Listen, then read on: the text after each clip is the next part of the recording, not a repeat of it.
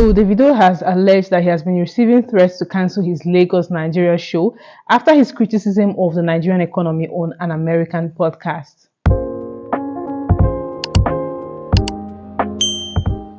Welcome back to my channel. My name is Nomso, and if this is your first time, this is a channel where we discuss all trending issues and I get to get your takes on different trending issues. So Davido was on this American podcast, Big Homie's House, where he warned American citizens that are of African descent not to come back to Africa, particularly Nigeria, because in his words, Nigeria's economy is in shambles. And boom, the internet went crazy because it is Davido. And why would he make that kind of statement? The question was like, so for if people want to leave America and like try to find those, leave America and go where?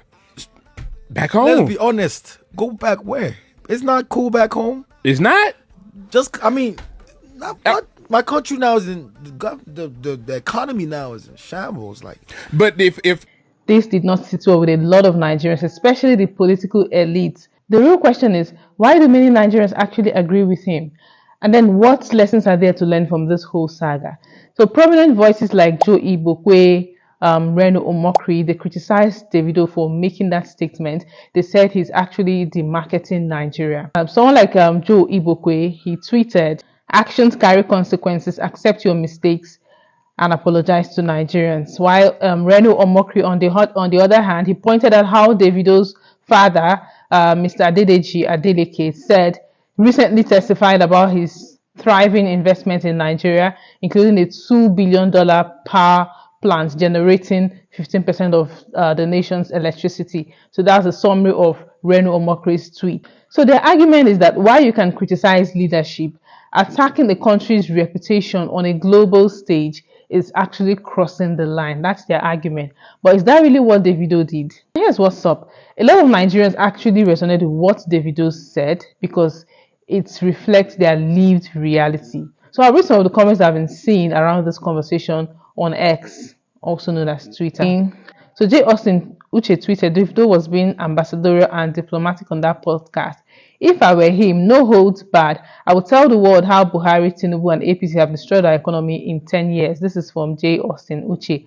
Another Nigerian, Olumuyiwa, tweeted, now Davido's recent podcast, they cause kasala in Nigeria now. Since he said Nigeria's economy is in shambles, internet don't go on fire. Some supported while others castigated the 32-year-old lad. But is it not true that our economy is in shambles? So what is the fuss all about? Then Tayo Aina Films, we all know Tayo Aina, the big YouTuber, he made a very important point. He actually said, the problem with Nigerians is that you can talk great about the country 100 times, but the one time you speak the truth about its challenges, people get upset, and I actually agree with him. You can say so many good things about Nigeria, but when you say just one thing, which is actually the truth, and everyone is, oh, why did he have to say that? But then, is it not true that our economy is in shambles?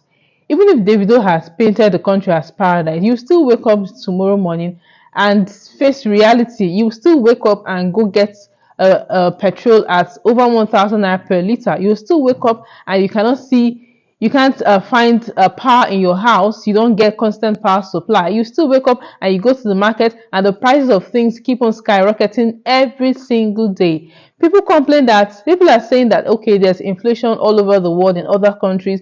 But then, can you compare the rate of inflation with the minimum wage in this country? Can you compare it with that of Nigeria? And again, the rate of inflation it's fast, it's speedy. Like, it has never been this bad. Like, you wake up, you go to the market to get something, the price is at this is the price today, and then you go back the next day and the price has changed, and you're wondering, like, what exactly is going on? People are struggling to survive. So that's why a lot of persons resonate with what Davido has said. Now, even though the National Bureau of Statistics has come out to say that Nigeria's GDP grew by 3.46%, year on year in real terms in the third quarter of 2024. But the reality of citizens is different. These are just figures that do not reflect the real situation of things that citizens are passing through. The reality is that many Nigerians are feeling the pinch.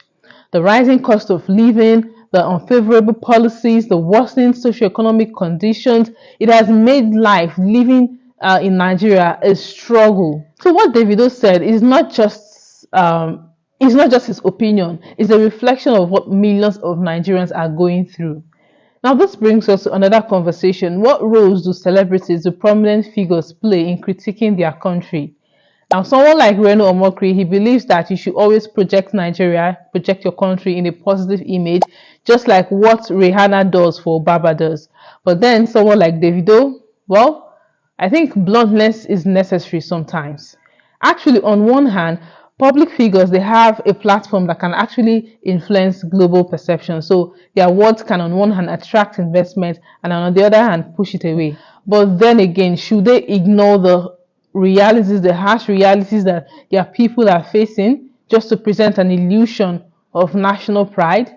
Should they ignore the things that the realities of Nigerians, the ordinary Nigerian are facing just because, oh, we want to paint our country in this a certain light?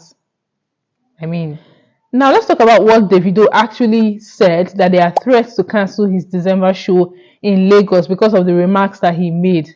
Now let me read his comment. He wrote on X, "Them say them go cancel my show cause of my interview. Lol," as laugh aloud. "I don't have to perform in Nigeria." Now here's the thing. Whether you agree with Davido or not, cancelling his show actually seems excessive if this is actually true. And it only reinforces the idea that Nigeria is hostile to free speech. Nigeria does not support free speech, which is something that we actually need to support because it's part of the constitution, our fundamental rights. There should be free speech. Everyone should be entitled to his or her opinion. And let's face it, censorship does not solve any problem. It only silences the problem. You're just suppressing the problem. So no matter how we want to censor it, it is what it is. What is happening is what is happening. No matter how we want to sugarcoat it, we have to tell ourselves the truth. Pretending that everything is fine when it is not, it will not help anything. Davido's comments might stink, but it's an opportunity. It should be a wake-up call for Nigeria's leaders. It should be a wake-up call for Nigeria's leaders to address the economic problems that the country is facing instead of trying to tell us figures that do not even resonate with the realities of the common man. So we cannot continue pretending. We just have to acknowledge the truth and address the problems that need to be addressed. Secondly, Nigerians should be free to express their opinions, whether they are entertainers, whether they're politicians, whether they're just everyday citizens. Everyone should be able to express their opinions. So guys, what do you think? Was Davido right or wrong to speak up? And how do you think we can balance constructive criticism with protecting our national pride? Let me know your thoughts in the comment section as usual. So thank you so much for watching this video to the end. Thank you to my subscribers and to those of you who are just seeing me for the first time. Don't forget to give this video a thumbs up and also subscribe if you have not, and then hit your notification bell so that you get notified whenever I put up a post. Thank you so much for watching. I'll see you in my next video. Bye.